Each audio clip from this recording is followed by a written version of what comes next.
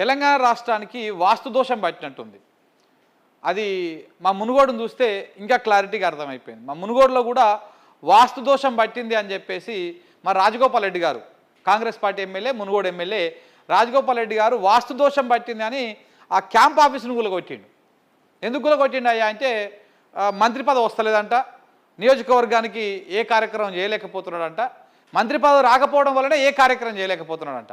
దాంతో ఇక ఇది ఎందుకు ఏడ ప్రాబ్లం ఉంది, దేనివల్ల నాకు మంత్రి పదవి వస్తలేదు అనేది మొత్తం చర్చించి ఏమంటారు వాళ్ళని పంతులని వీళ్ళని పండితులని ఈ జాతకాలు చూసలు అందరినీ అడిగితే అసలు సమస్య నీ దగ్గరే కాదు, నువ్వు అద్భుతమైనటువంటి లీడర్వి, నువ్వు చాలా కాన్షియస్తో మాట్లాడుతూ ఉంటావు, ఎక్కడ పొల్లు పోకుండా సబ్జెక్టు బేస్ చేసుకొని మాట్లాడుతూ ఉంటావు నువ్వు. కానీ సమస్య ఎక్కడ ఉందంటే మునుగోడులో ఉన్నటువంటి క్యాంప్ ఆఫీసులోనే ఉన్న సమస్య. ఆ గోడలు గులగొట్టాం అనుకో నీకు మంత్రి పదవి దగ్గర దానికి వస్తుంది, మొత్తం ఉన్నకాడికి గులగొట్టాం అనుకో నువ్వు మంత్రి కాదు ముఖ్యమంత్రి అవుతావని చెప్పినట్టు ఎవడో పండితుడు. అది చెప్పంగానే మొత్తం గోడలు గులగొట్టే కార్యక్రమాన్ని మొదలుపెట్టింది మన రాజగోపాల్ రెడ్డి. మరి పోనీ రాజగోపాల్ రెడ్డి ఒక్కడే చేస్తున్నా ఇట్లా అంటే రాజగోపాల్ రెడ్డి ఒక్కడే చేస్తున్నాడు, ముఖ్యమంత్రి గారు కూడా ఇదే పని చేసిండ్రు. మీరు సెక్రటరేట్కి చూసిరా, సెక్రటరేట్కి మెయిన్ దర్వాజా ఉంటుండే ఒకటి పెద్ద గేటు ముంగలంగా, ఆ గేటును మొత్తం ఊడగొట్టేసి దాన్ని మొత్తం సీజ్ చేసి పడేసిండు అక్కడ నుంచి ఇక్కడ కింద నుంచి మిద్దాక. ఎందుకంటే అది వాస్తుకు బాగాలేదంట. ఆ సీజ్ చేయడమే కాకుండా ఆ గేట్లంగా పోకూడదు ఫ్యూచర్లో ఎవరు కూడా అని చెప్పేసి దాని ముంగల్నే ఇలా ఇప్పుడు డిసెంబర్ 9 తారీఖు నాడు మొన్న తెలంగాణ తల్లి అని చెప్పేసి కాంగ్రెస్ తల్లి విగ్రహాన్ని పెట్టిరాడ. సో కాబట్టి ఈ మొత్తం వ్యవహారంలో దోషము, వాస్తు దోషం అనేది ఒక మునుగోడ్లనే కాదు రేవంత్ రెడ్డికి తెలంగాణ మొత్తానికి పట్టింది. అసలు వీళ్ళకి అర్థం కాని వీళ్ళు అధికారంలోకి వచ్చింది వాస్తు దోషాలు సెట్ చేసుకోవడానికి, లేకపోతే క్యాంప్ ఆఫీసులు కూలగొట్టుకోవడానికి, దీనికోసం వచ్చిరా, లేకపోతే ప్రజాపాలన అందిస్తాము అని ఏదో మార్పు అన్నారు. మార్పు అంటే మరి ఈ ఇండ్లు కూలగొట్టే కార్యక్రమాలు, బిల్డింగులు కూలగొట్టే కార్యక్రమాలు, క్యాంప్ ఆఫీసులు కూలగొట్టే కార్యక్రమాలు, సెక్రటరేట్ దర్వాజాలు కూలగొట్టుకునే కార్యక్రమాలు, ఇదే నా మార్పు అంటే ఏందనేది అర్థం కాలే. ఒకసారి మనం మునుగోడు గురించి మాట్లాడితే మరి మన రాజగోపాల్ రెడ్డి గారు మాట్లాడినట్టు చెప్పినట్టుగా ఆయన చేసినట్టుగా వాస్తు దోషం వల్లనే ఆయనకు మంత్రి పదవి రాలేదంటే మరి నిజంగా మీరు గెలిచిన దానివల్లనే మా మునుగోడు బాగుపడతలేదేమో. మరి మునుగోడు కూడా వాస్తు దోషం చేయాలి ఉంది కదా, మరి మునుగోడు వాస్తు దోషం కూడా సరి చేయాలంటే మీరు రాజీనామా చేసి అక్కడ నుంచి వెళ్ళిపోవాలి.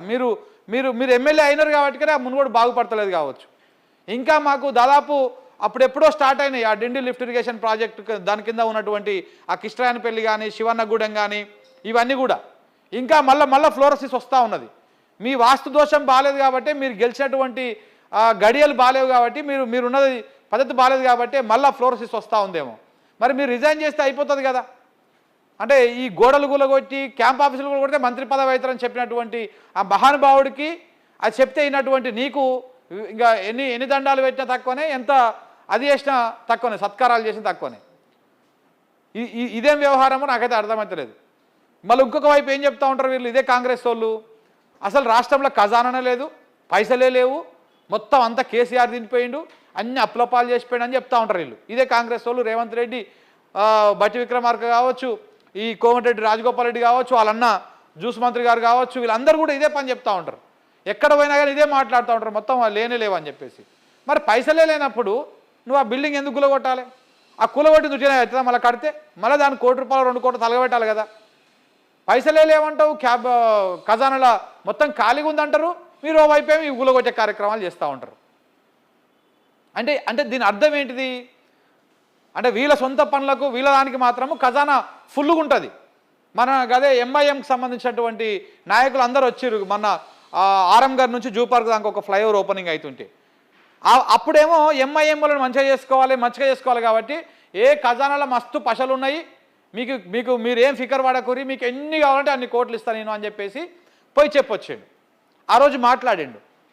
మళ్ళా తర్వాతనేమో ఏమైనా రైతులు అడిగినప్పుడు, సార్ రుణమాఫీ ఎప్పుడు చేస్తారు సార్, రైతు భరోసా ఎప్పుడు ఇస్తారు సార్, మీరు ఇచ్చినటువంటి హామీలు ఆ 2000 పింఛన్ నుంచి 4000 ఎప్పుడు చేస్తారు సార్, ఇట్లాంటివి అడిగినప్పుడేమో ఖజానాల పశలే లేవు, మొత్తము అంతా పాతోలే తినేసిర్రు, మేము అడక తింటున్నాము, మేము మొత్తం చిప్ప పట్టుకొని తింటున్నాం, రోజు బయట గుడిమెట్ల కాడ కూర్చొని అడుక్కుంటున్నాం మేము అని చెప్పేసేమో ఇట్లా చెప్తూ ఉంటారు ప్రజలకి. ఇది చేసే కార్యక్రమాలు ఇట్లా ఉంటాయి. కొత్త వెహికల్స్ వస్తాయి, కొత్త కార్లు వస్తాయి, బిల్డింగ్లు వస్తాయి, ఇవన్నీ వస్తుంటాయి, దీనికి పైసలు ఉంటాయి, కానీ ప్రజలకు ఇచ్చేటువంటి దానికి మాత్రం ఉండవు. ఇలా ఈ కులగొట్టే కార్యక్రమం, మరి ఈ కులగొట్టుడి మీద ఎందుకు ఇంత ఇంట్రెస్ట్ ఉందో ఈ ప్రభుత్వాన్ని నాకు అర్థమైతలేదు. ఒక ఆయన మంత్రి పదవి వస్తలేదని అది కూలగొడతాడు, క్యాంప్ ఆఫీస్ కూలగొడతాడు. ఇంకొక ఆయన ఏం కూర్చున్నా ఏం పని అవుతలేదని చెప్పేసి సెక్రటరేట్ గోడ కూలగొడతాడు.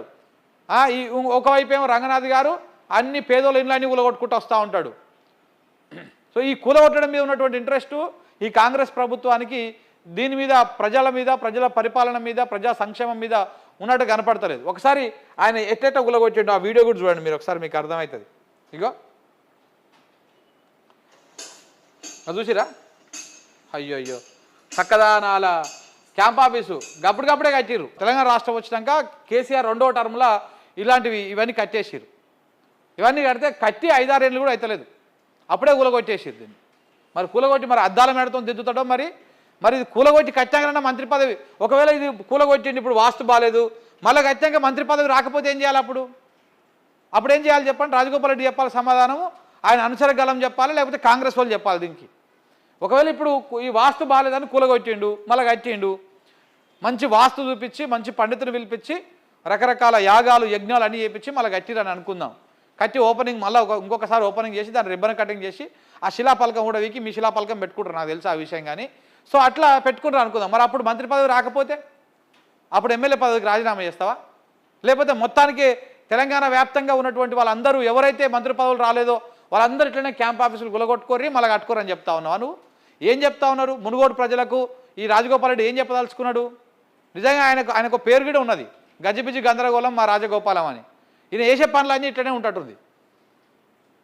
మంత్రి పదవి రావాలంటే ప్రజలలో ఉండాలి, ప్రజల కోసం కొట్లాడాలి, ప్రభుత్వాన్ని నువ్వు అధికార పక్షంలో ఉండి కూడా నీ నియోజకవర్గ ప్రజల కోసం ఫైట్ చేయాలి, మాకెందుకు ఇచ్చినటువంటి హామీలు అయితే లేవు అని ఆ రకంగా ప్రయత్నాలు చేయాలి. కానీ జీ హుజూర్ అని చెప్పేసి నువ్వు మీ అధినాయకుల దగ్గర నువ్వు సాగిల పడుకుంటా ఇట్లా వాసుదోషాలు అని చెప్పేసి ఉలగొడితే ఏమొస్తుంది చెప్పు?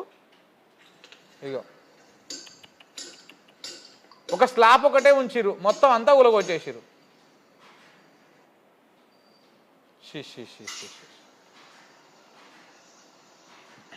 వెనకటికో సామెత ఉంటుంది కదా, ముఖం బాలేక అద్దం బాలగొట్టుకుందని, ఒకరోజు బాగోతానికి మూతి మీసాలు కొరుక్కురని. ఇగో అట్లనే ఉంది మా రాజగోపాల్ రెడ్డి తరీక. ఈయనకు వచ్చే అవకాశం ఉంటే ఈయన ఇది ఉలగొట్టాల్సిన అవసరం లేదు, ఏది ఉలగొట్టాల్సిన అవసరం లేదు, మంత్రి అవుతాడు. సింపుల్ ఒకటే. మంత్రి పదవి ఎందుకు వస్తలేదు తెలుసా రాజగోపాల్ రెడ్డి గారు? మీరు ఇవన్నీ బంద్ పెట్టుర్రి. నీ మంత్రి పదవిని అడ్డుకుంటున్నది కోమటిరెడ్డి వెంకటరెడ్డి.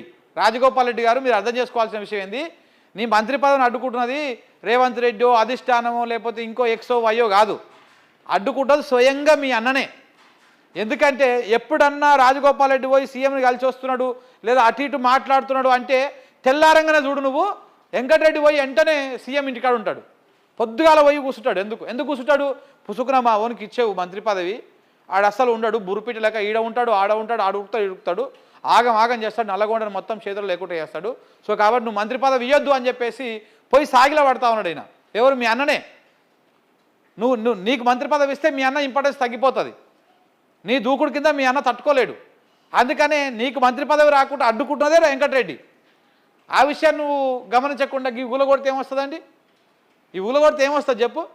అయినా మొత్తం అందరు రెడ్లకే కావాలి నా మంత్రులందరూ. ఇంకా నల్లగొండల కోమటిరెడ్డి, ఉత్తమ్ కుమార్ రెడ్డి, ఇప్పుడు నువ్వు రెడ్డి, ఇంకొక రెడ్డి, అందరు రెడ్లేనా? ఇంకెవరు దళితులకు బీసీలకు ఎవరికి మంత్రి పదవులు ఇయ్యారా నల్లగొండల? ఇవ్వచ్చు కదా, ఒక బీసీకి ఇవ్వచ్చు కదా, ఒకడు ఉన్నట్టుంది లింగులిట్టుకో అని, ఆయనకి ఇవ్వచ్చు కదా. లేకపోతే దళిత బిడ్డలు 2-3 ఉన్నారు వాళ్ళకి ఇవ్వచ్చు కదా, ఒక ఎస్టీ ఉన్నాడు ఆయనకి ఇవ్వచ్చు కదా. ఎంతసేపు రెడ్లకే. జానారెడ్డి కొడుకులకు ఒక ఆయన ఎమ్మెల్యేని ఒక ఆయనని ఎంపీని చేసి అక్కడ రెడ్లు ఇక్కడ రెడ్లు, అందరు రెడ్లే వెళ్తా ఉన్నారు అన్నమాట. ఇది నల్గొండలో ఉన్నటువంటి వ్యవహారం. సో రాజగోపాల్ రెడ్డి గారు ఆయన మంత్రి పదవి వస్తలేదని చెప్పేసి గులగొడతా ఉన్నాడు.